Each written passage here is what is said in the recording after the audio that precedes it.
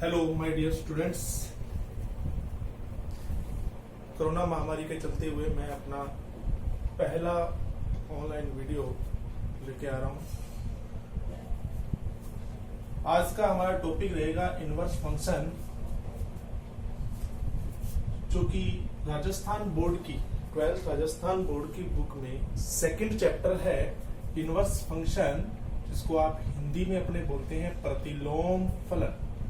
प्रतिलोम फलन, ठीक है।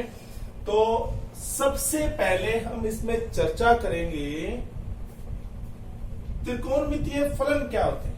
9th क्लास में, 10th में, 11th में, 12th में वही आप 11th में आपने भली भांति ये पढ़ा है कि त्रिकोणमितीय फलन क्या होते हैं। जैसे देखो sine theta, cos theta, tan theta, cot theta, sec theta, cosec theta, ये सब त्रिकोणमितीय फलन है जो आपने प्रीवियस क्लासों में पढ़े हैं। 11th में आपने इनका विस्तृत अध्ययन किया है। ये 6 त्रिकोणमितीय फलन हमारे पास में होते हैं। अब इनके संगत ही हमारे पास कुछ प्रतिलोम फलन होते हैं। देखिए sine inverse, cos inverse, tan inverse, cot inverse, sec inverse, cosec inverse, ये सभी प्रतिलोम फलन हैं। ये भी अपने पास में 6 है। अब हम इन 6 की चर्चा करेंगे। इनके मध्य क्या संबंध होता है, क्या नियम होते हैं, क्या है ये सब इस चैप्टर में, इस वीडियो में हम इनके बारे में चर्चा करेंगे। तो सबसे पहले मैं आपके सामने एक एग्जांपल लेता हूं, ठीक है। एक त्रिकोणमितीय फलन लेता हूं। मैंने कहा कि माना x बराबर साइन थीटा एक त्रिकोणमितीय फलन, क्या है, एक त्रिकोणमितीय एक फलन है। और यहां आप कहेंगे, देखिए ये जो थीटा है, x बराबर साइन थीटा, कोस भी ले सकते हैं ऐसे आप, टेन भी ले सकते हैं, कोई भी ले ले। मैंने तो एक एग्जांपल लिया साइन थीटा, ठीक है। इसमें थीटा क्या है, भली भांति आप जानते हैं कि थीटा यहाँ पर एक कोण है। और जब हम इस साइन के अंदर कोई कोण रखेंगे तो हमें ये एक संख्यात्मक मान देगा। टेबल आपने पढ़ी है, आपने देखा टेबल के अंदर प्रत्येक कोण के लिए एक संख्यात्मक मान हमें मिलता है। 0 से लेकर 90 डिग्री तक टेबल होती है, उसमें आप कोई भी कोण रखते हैं, प्रत्येक कोण के लिए प्रत्येक त्रिकोणमितीय फलन आपको एक संख्यात्मक मान देता है। तो आप ये कह सकते हैं कि त्रिकोणमितीय फलन सदैव कोणीय मानों को एक्सेप्ट करते हैं और संख्यात्मक मान हमें देते हैं। अब देखो इसको हम प्रतिलोम में चेंज करते हैं। आप ये कह सकते हैं कि साइन जो है इधर आ जाएगा तो ये इनवर्स कहलाएगा। देखिए क्या बन जाएगा, साइन इनवर्स एक्स। एक्स वही है आपका, थीटा वही है। एक्स पहले भी संख्यात्मक मान था, अब भी संख्यात्मक मान है। थीटा पहले भी कोणीय मान था, अब भी कोणीय मान है। तो ये क्या बन गया, थीटा बराबर साइन इनवर्स एक्स, क्योंकि साइन इधर आ गया तो थीटा बराबर साइन इनवर्स एक्स हो गया। इसको हम बोलेंगे प्रतिलोम फलन। इसी प्रकार कोस इनवर्स एक्स होगा, इसी प्रकार आपका टेन इनवर्स एक्स होगा, इसी प्रकार cot inverse, sec inverse, cosec inverse. यहां पर जो एक्स है वो क्या है, पहले क्या था, संख्यात्मक मान, अब भी संख्यात्मक। थीटा पहले क्या था, कोणीय मान, अब भी क्या है, कोणीय मान है। तो देखिए, तो आप ये कह सकते हैं कि जो प्रतिलोम फलन है वो सदैव एक संख्यात्मक मान को एक्सेप्ट करेगा और हमें देगा क्या, कोणीय मान देगा। त्रिकोणमितीय फलन क्या करेगा, एक कोणीय मान को धारण करेगा और हमें हमेशा संख्यात्मक मान देगा। और प्रतिलोम फलन इसका विपरीत संख्यात्मक मानों को धारण करेगा और हमें कोणीय मान देगा।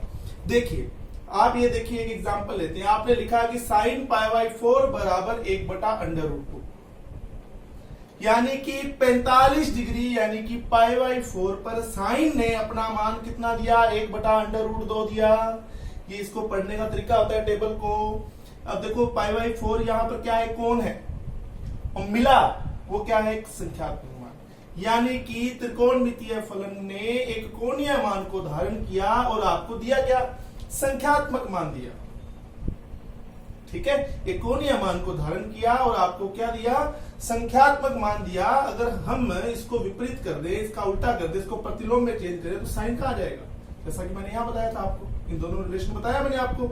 साइन आ जाएगा तो क्या बन जाएगा, साइन इनवर्स 1/√2 बराबर π/4। तो बताओ ये क्या था, ये एक संख्यात्मक मान था। क्या था, एक संख्यात्मक मान। और ये क्या है, एक कोणीय मान। तो आप समझ गए ना, तो आप कहेंगे सर प्रतिलोम फलन हमेशा एक संख्यात्मक मान को धारण करता है और एक कोणीय मान हमें देता है। अब इसका देखो आप पढ़ने का भी तरीका होता है। देखो त्रिकोणमितीय फलन को आप कैसे पढ़ते हैं, आप कहेंगे कि सर 45 डिग्री के लिए साइन ने अपना मान क्या दिया, 1/√2 दिया। अब इसको कैसे पढ़ेंगे कि साइन की टेबल में 1/√2 कहां आता है, 45 डिग्री पर। हो गया ना दोनों में संबंध। इस प्रकार आप क्यों करेंगे। अगर कहीं मान लो लिखा आ जाए कि साइन 1/√2 तो आप सोचने के लिए मजबूर हो जाएंगे। क्यों, क्योंकि आप कहेंगे सर ये तो संख्यात्मक मान है और जो हमारा साइन होता है वो तो क्या करेगा, कोणीय मानों को एक्सेप्ट करेगा। तो इसलिए ये स्टेटमेंट आपका गलत होगा जहां भी लिखा होगा। ठीक है, अगर आपके पास में ये कोण है और ये एक संख्या है तो ये स्टेटमेंट गलत है, क्योंकि साइन हमेशा कोणीय मानों को धारण करेगा। ये इधर आना चाहिए और इधर आना चाहिए। चलिए, ये तो हो गई कि त्रिकोणमितीय फलन और प्रतिलोम फलन के मध्य क्या संबंध होता है। अब हमें यहाँ प्रतिलोम फलनों की एक टेबल याद करनी पड़ेगी। जैसा कि आप जानते हैं प्रतिलोम फलन हमारे पास 6 होते हैं। कौन कौन से, sine inverse, cos inverse, tan inverse, cot inverse, sec inverse, cosec inverse. 6 प्रतिलोम फलन आपके पास में, इनकी एक टेबल हम यहां लेंगे। ठीक है, तो मैं एक चीज आपको बताना चाहूंगा। एक हमारे पास देखो प्रांत होता है, क्या होता है, प्रांत। ठीक है, और एक हमारे पास होता है परिसर। कई बच्चे इसमें बड़ा कंफ्यूज रहते हैं कि सर ये प्रांत क्या होता है, परिसर क्या होता है। देखो, जिन मानों को फलन एक्सेप्ट करता है वो हमारे प्रांत, और उन मानों के लिए जिनको फलन ने एक्सेप्ट किया उसके लिए जो आपको दिया वो परिसर। यानी कि प्रांत का मतलब एक्सेप्ट करना, परिसर का मतलब देना। ठीक है, तो आप जानते हैं कि जो हमारे प्रतिलोम फलन है वो सदैव किसको एक्सेप्ट करते हैं, संख्यात्मक मानों। तो जो प्रांत होगा वो सारे संख्यात्मक मान जो हैं वो प्रांत में शामिल होंगे। और देता क्या है सदैव, प्रतिलोम फलन सदैव क्या देता है, प्रतिलोम फलन सदैव क्या देता है, कोणीय मान देता है। तो परिसर के अंदर हम बात करेंगे कोणीय मान। तो यहां आपके सामने एक टेबल है, देखिए। इस टेबल के अंदर मैंने 6 के 6 फलन ले लिए, sine inverse, cos inverse, tan inverse, cot inverse, sec inverse, cosec inverse. ये आपके पास आ गया प्रांत और ये कॉलम आ गया परिसर का। तो देखिए, जो साइन इनवर्स का जो प्रांत होता है वो क्या होता है, -1 से लेके 1 तक। यानी साइन किन किन संख्यात्मक मानों को धारण कर सकता है वो है -1 से लेके 1 तक। इसी प्रकार कोस इनवर्स -1 से लेके 1 तक, टेन इनवर्स पूरा का पूरा R, set of real number, पूरी वास्तविक संख्याओं को एक्सेप्ट करता है। टेन इनवर्स और कोट इनवर्स, कोट इनवर्स का भी पूरा R होता है। सेक इनवर्स और कोसेक इनवर्स पूरा का पूरा R धारण करते हैं, परंतु -1 और 1 के बीच की संख्याओं को कभी धारण नहीं करते। -1 को और 1 को धारण कर सकते हैं पर -1 और 1 के बीच की संख्याओं को कभी धारण नहीं करेंगे।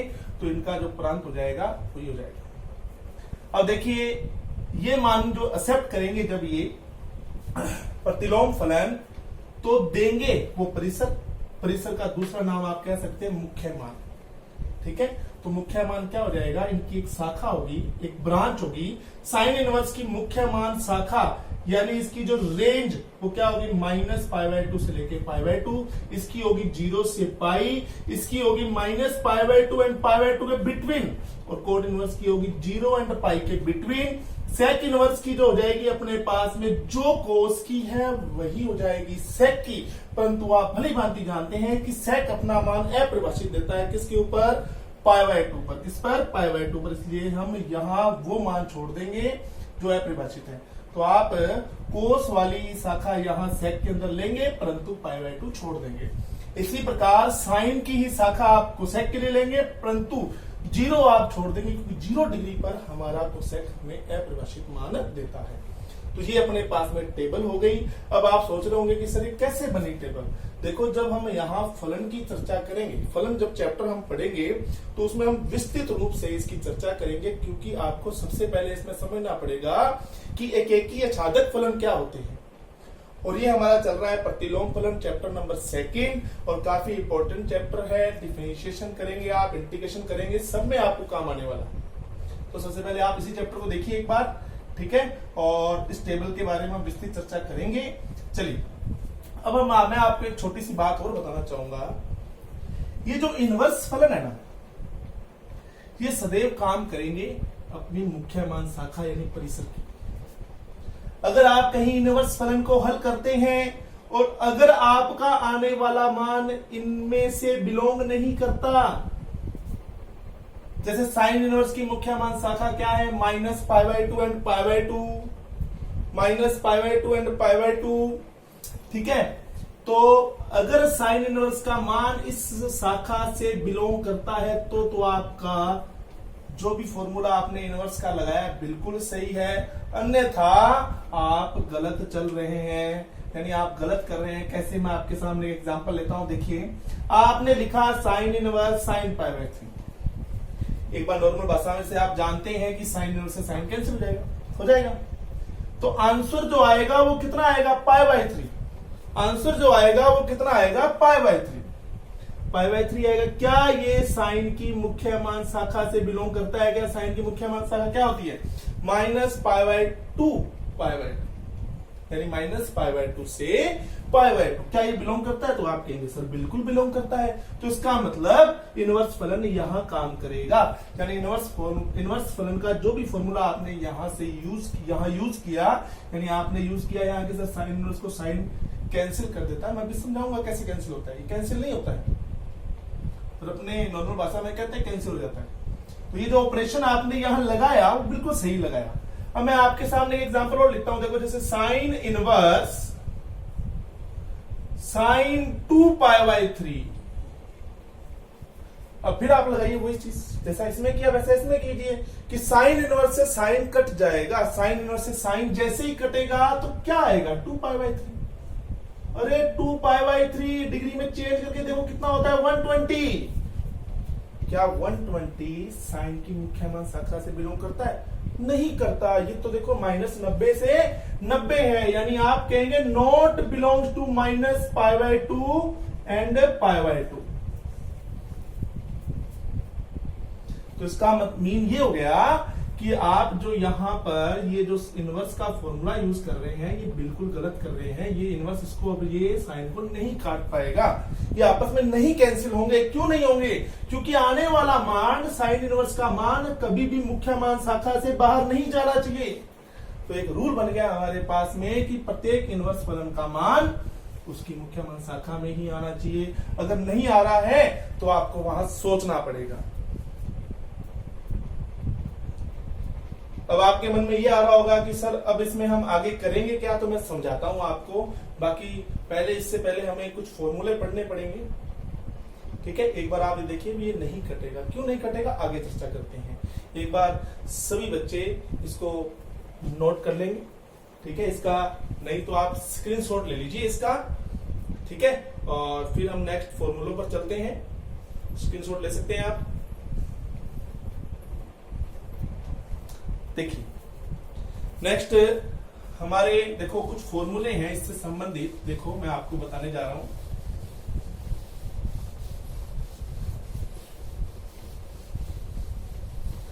सबसे पहले तो हम बात उसी इनवर्स वाले फॉर्मूले की करते हैं। देखिए, सबसे पहले हम यहां हेडिंग लगाते हैं इंपॉर्टेंट फॉर्मूलास। तो फर्स्ट नंबर फॉर्मूला हमारे पास में आता है। देखिए, ये देखो, आपने कहा कि सर ये साइन इनवर्स, यहां मैंने लिख दिया साइन थीटा। तो आप कहेंगे कि सर ये साइन इनवर्स इस साइन को कट कर देगा और आंसर आएगा थीटा। बट मैंने कहा ना, इनवर्स का जो मान आना चाहिए वो उसकी मुख्य मान शाखा से बाहर, उसके परिसर यानी उसकी रेंज से बाहर नहीं जाना चाहिए। तो इस थीटा का मान अगर -90 एंड +90 यानी इस मुख्य मान शाखा यानी शाखा से बिलोंग करता है तो आपका सही है ये। अगर नहीं करता तो गलत है आप। मैं एक एग्जांपल देना चाहूंगा इसके ऊपर। सबसे पहले आपको एक देखिए, आपने लिखा कि साइन इनवर्स साइन 2π/3। आप कहेंगे सर साइन इनवर्स साइन को कट कर देगा। इस फॉर्मूले के अगर अकॉर्डिंग हम देखें तो साइन इनवर्स साइन को कट कर देगा और हमारा आंसर आ जाएगा 2π/3। जरा सोचिए, ये मुख्य मान शाखा से बिलोंग कर रहा है क्या? देखो नहीं कर रहा, ये मुख्य मान शाखा से बिलोंग नहीं कर रहा, तो इसका मतलब हम गलत कर रहे हैं। तो क्या इसका हल आएगा? देखिए कैसे आएगा इसका हल आएगा। अगर मान लो अगर ये मुख्य मान शाखा में नहीं आ रहा तो आपका फॉर्मूला काम नहीं करेगा। तो आप इसके लिए क्या करें? इस ब्रैकेट में जो आपका साइन है इसको आप हल करें। साइन के तो सारे फॉर्मूले आप जानते हैं। तो आप कहेंगे सर ये जो साइन 2π/3 है, क्या मैं इसे लिख सकता हूं पाई माइनस π/3? आप बिल्कुल लिख सकते हैं। तो आप कहेंगे sir sine 180 minus theta which quadrant? Second quadrant. Second quadrant में साइन कैसा होगा? पॉजिटिव होगा। तो साइन इनवर्स ये कितना हो जाएगा? साइन π/3, साइन π/3 हो जाएगा। अब देखिए साइन इनवर्स से साइन कैंसिल करके देखिए आप कितना आता है? π/3। अब बताओ मुख्य मान शाखा से बिलोंग कर रहा है या नहीं कर रहा है? कर रहा है। तो ये इसका सही आंसर होगा, ना कि 2π/3 सही आंसर। इसीलिए मैंने कहा वो गलत है, वो नहीं संभव है, ये होगा। समझ गए आप? इस तरह से आपके जो इनवर्स फंक्शन जो है, प्रतिलोम फलन है, उनका मान हमेशा मुख्य मान शाखा में ही आना चाहिए। मुख्य मान शाखा में ही आना चाहिए। अब देखो हम इसी प्रकार, ये हमारा फर्स्ट था, इसी के हिसाब से आप कोस के लिए भी लिख सकते हैं कि कोस इनवर्स कोस थीटा, इसमें भी क्या आएगा? थीटा। और थीटा मुख्य मान शाखा से बिलोंग करना चाहिए। कोस इनवर्स की मुख्य मान शाखा बोलिए क्या है? 0 to π। कितना? 0 to π।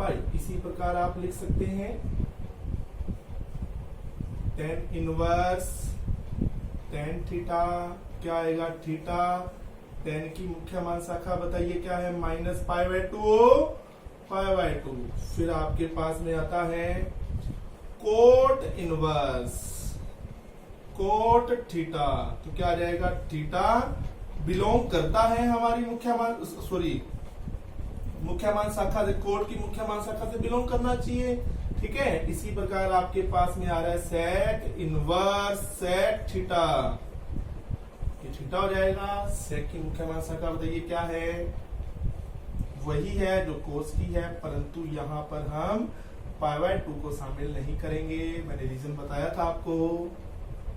फिर 6 number cosec inverse cosec theta, क्या आ जाएगा? थीटा। ठीक है। अब ये इसकी मुख्य मान शाखा से क्या करना चाहिए? बिलोंग करना चाहिए। और मुख्य मान आप शाखा जो इसकी मुख्य मान शाखा जो है कोसेक की, वो टेबल में आप देख सकते हैं, जीरो को शामिल नहीं किया जाएगा। ठीक है। तो ये फर्स्ट फॉर्मूला हो गया, तो ऐसे नोट कीजिए आप। तो ये हमारा आज पहला ऑनलाइन वीडियो था। ठीक है। आप इसको पढ़िएगा और नेक्स्ट वीडियो मैं आपके सामने जल्द ही लेके आ रहा हूं। इसका जो शेष भाग है इस टॉपिक का, वो जल्द ही हम आपके सामने लेके आ रहे हैं। धन्यवाद।